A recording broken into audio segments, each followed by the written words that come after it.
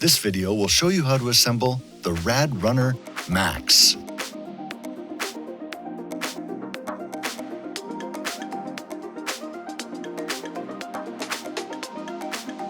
Photograph all 4 sides of the box and the label with the serial numbers. Make note of any damage to the box and keep these photos for your records. Remove any packing straps and use a box cutter to open the box top. Locate the owner's manual and quick reference card. Keep these nearby for reference during the assembly. With the help of a friend, carefully lift the e-bike out of the box and place it upright on the back wheel and fork protector plate. Locate the accessory box that contains the charger, headlight, pedals, and the assembly toolkit. The assembly toolkit contains a variety of tools to help with assembly, but don't worry if you end up not using some of the tools. You'll also need a pair of flat side cutters, bicycle grease, a pedal wrench, a bike floor pump with a Schrader valve and pressure gauge, and a torque wrench with a set of Allen bolts and a crowfoot bit. Cut the zip ties, securing the front wheel to the frame, and set the wheel aside for later. Locate the box containing the center kickstand and set aside. Remove the rest of the packaging and recycle according to local rules. Or save the packaging if you might need to ship your bike in the future.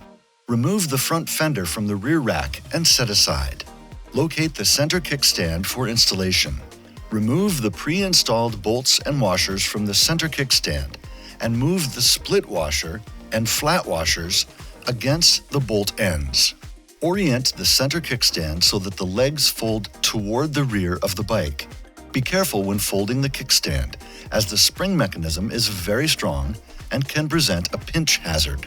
Position the center kickstand under the mounting bracket in front of the rear wheel, so that the center block fits through the mounting bracket and the bolt holes are aligned. Make sure the brake cable mounted on the chainstay does not get pinched between the center kickstand and mounting bracket. Thread the bolts by hand through the mounting bracket and then use an 8mm Allen wrench to tighten the bolts until secure. Use a torque wrench to torque the bolts to the value listed in your owner's manual. Use a 5mm Allen wrench to remove the stem faceplate and hardware and set aside. Orient the front fork so that the brake caliper is on the non-drive side of the bike. The drive side is the side of the bike with the chain. If necessary, rotate the stem and front fork and make sure the cables are not twisted around the head tube. Hold the handlebar up on the stem with the brake levers facing forward and the throttle on the rider's right side. Trace the brake cable on the rider's left side to ensure it runs straight down. Center the handlebar on the stem. Install the 4 bolts by hand and use the Allen wrench to tighten part way in an X pattern until the handlebar is just tight enough that you can adjust its angle. Adjust the handlebar so it is roughly parallel with the front fork.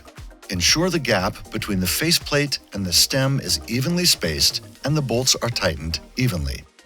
Use a torque wrench to torque all 4 bolts in an X pattern to the values listed in your owner's manual.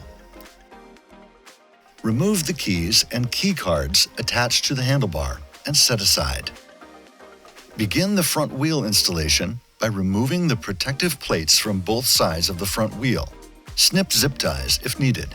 The front wheel hub has black end caps on both sides of the hub that align with the indented slots on the inside of the fork. If either of these end caps have come off during shipping, reinstall them on the hub to ensure a secure fit during assembly. During assembly, be careful not to touch the brake rotor on the front wheel, as doing so can deposit oil on the rotor and reduce braking function.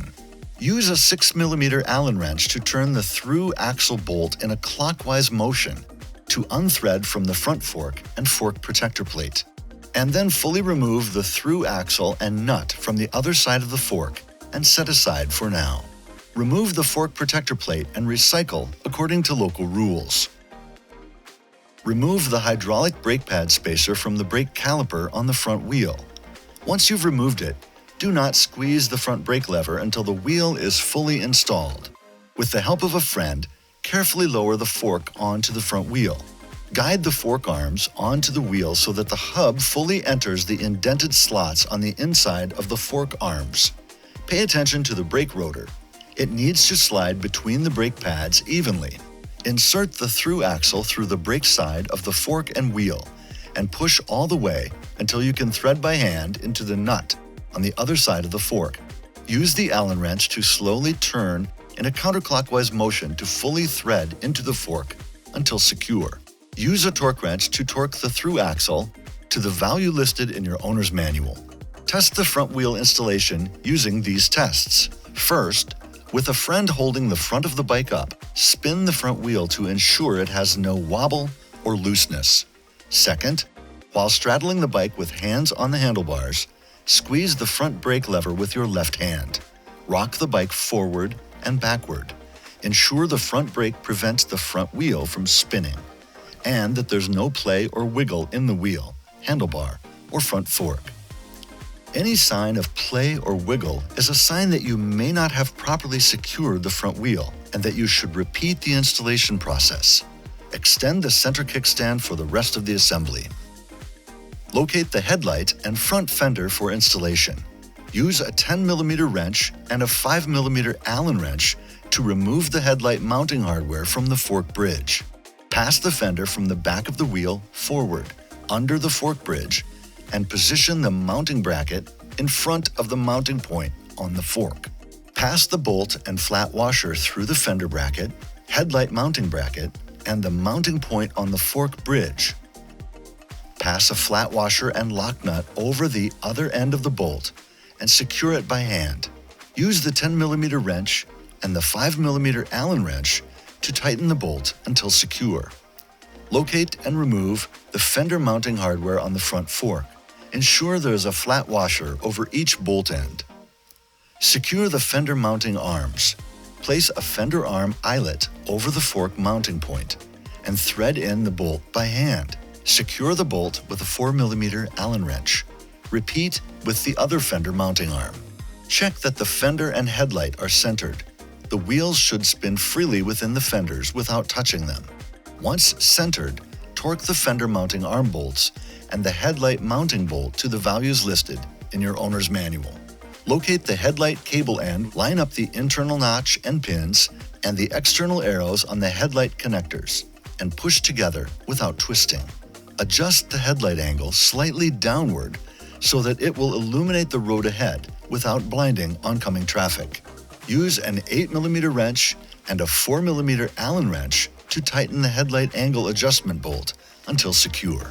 Find the pedals and identify which is the right and left pedal by the sticker on the pedal or the markings on the pedal axle. Apply a pea-size amount of bicycle grease to the threaded portion of each pedal axle. The right pedal has a smooth axle and threads onto the drivetrain side of the bike. Carefully thread the right pedal by hand onto the right crank by turning clockwise toward the front of the bike. Be careful not to cross-thread or damage the threads. The left pedal has grooves on the axle and threads onto the left side of the bike. Carefully thread the left pedal by hand onto the left crank by turning counterclockwise, also toward the front of the bike. Once the pedals are fully threaded onto the cranks, use the torque wrench with crowfoot bit to tighten to the value listed in your owner's manual. Wipe off any excess grease. Next, we'll inflate the tires. Check that the tire beads and tires are damage-free and evenly seated around the rims. For more information about seating tires and tubes, refer to your owner's manual. Use a floor pump with a Schrader valve and pressure gauge to inflate each tire to the recommended PSI indicated on the tire's sidewall. Do not overinflate or underinflate tires. Open the seat post quick release lever and remove the seat post. Adjust the clamp so it's centered over the notch on the seat tube. Apply a small amount of grease to the seat post and install the seat post. Be sure the minimum insertion marking is completely inside the seat tube.